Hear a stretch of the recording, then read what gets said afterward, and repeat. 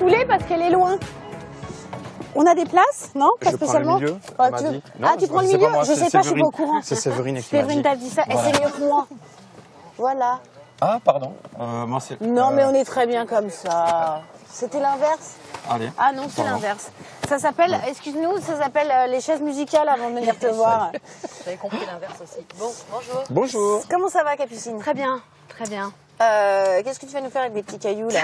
Alors, en l'occurrence, ça n'a pas grand-chose à voir avec ma chronique qui est sur l'auto-érotisme, mais pourquoi pas. En tout cas, je ne ferai pas de démonstration avec ces pierres-là. Donc l'idée, c'est de parler d'auto-érotisme, qui est un mot, je trouve, un peu plus joli que le mot masturbation. Hein, c'est la même chose. Ou l'onanisme. C'est le nom un petit peu plus sérieux, on va dire. Alors c'est un sujet qui a été très tabou pendant longtemps, hein, l'idée de se donner du plaisir à soi-même, et qui petit à petit l'est de moins en moins, notamment pour les femmes.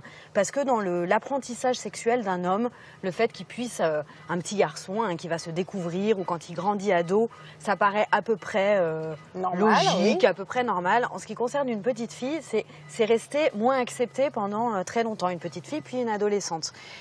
Or, en sexologie, de plus en plus, on encourage à ces espaces de découverte de soi personnelle, donc l'idée de se faire vraiment plaisir à soi pour développer sa vie érotique, pour développer la connaissance qu'on a de son propre corps, ne pas toujours compter sur le ou la partenaire quand il y en a pour nous découvrir nous-mêmes, pour aussi développer son imaginaire en sachant qu'on a juste...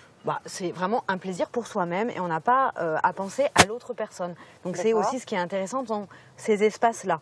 Sachant qu'il y a aussi plein de gens qui se servent entre guillemets de la masturbation pour mieux dormir, pour se déstresser, pour plein d'autres choses. C'est ce que tu vois en cabinet? Alors c'est ce que je vois en cabinet, c'est assez rigolo de voir toute la palette.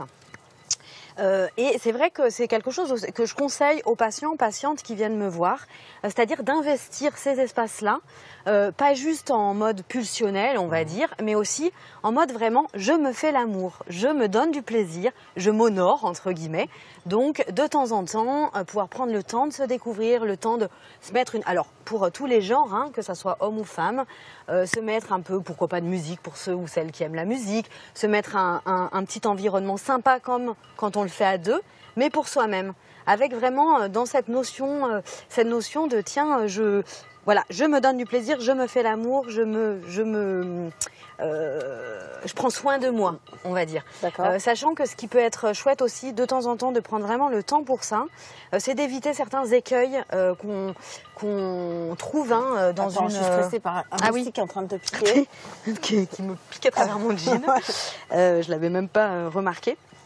On évite les écueils qui sont c'est-à-dire que si on pratique l'auto-érotisme de façon toujours très rapide avec, aujourd'hui, il y a plein d'images pornographiques aussi pour ça, qui sont très efficaces, mais si on pratique toujours avec des images extérieures, 5 minutes top chrono, le risque c'est d'appauvrir complètement son imaginaire, d'appauvrir ses sensations, d'être dans quelque chose de seulement cérébral. D'accord, donc même sur l'érotisme, il ne faut pas avoir de dépendance, il faut être créatif. C'est la pas avoir de dépendance au téléphone, au réseau et à l'image. Alors c'est toujours. Alors moi, l'idée c'est pas non plus de créer des nouvelles injonctions. Il faudrait ci, il faudrait ça. En tout cas, c'est intéressant pour effectivement agrandir après ces pistes aussi de partage avec l'autre et avec soi-même, et de pas être dans quelque chose de figé, mécanique.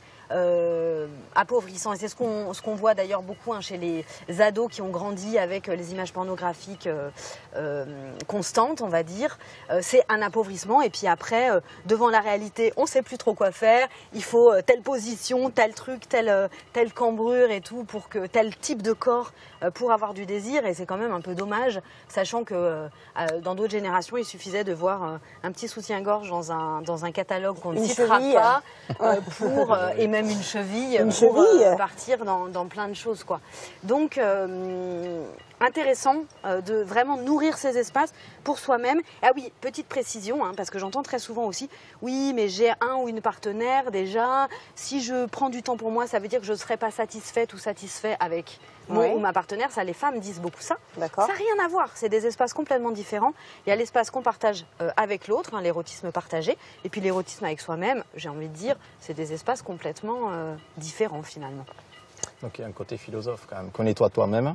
Pour C'est ça. faire plaisir à l'autre aussi, Ouais, et puis pour pour ça, prendre plus de plaisir à deux. Faut se et puis connaître. pour dire à l'autre aussi, bah voilà ce qui me fait plaisir. Parce que si D'accord. on met tout dans les mains de l'autre, c'est quand même un peu, c'est le cas de le dire en plus, ça peut être un La petit fameuse peu étoile de mer. pression. Oui. Merci beaucoup, Capucine. Avec plaisir. Et Merci. je te propose maintenant de retrouver Guillaume qui doit être de l'autre côté. Merci. Merci. Saturday.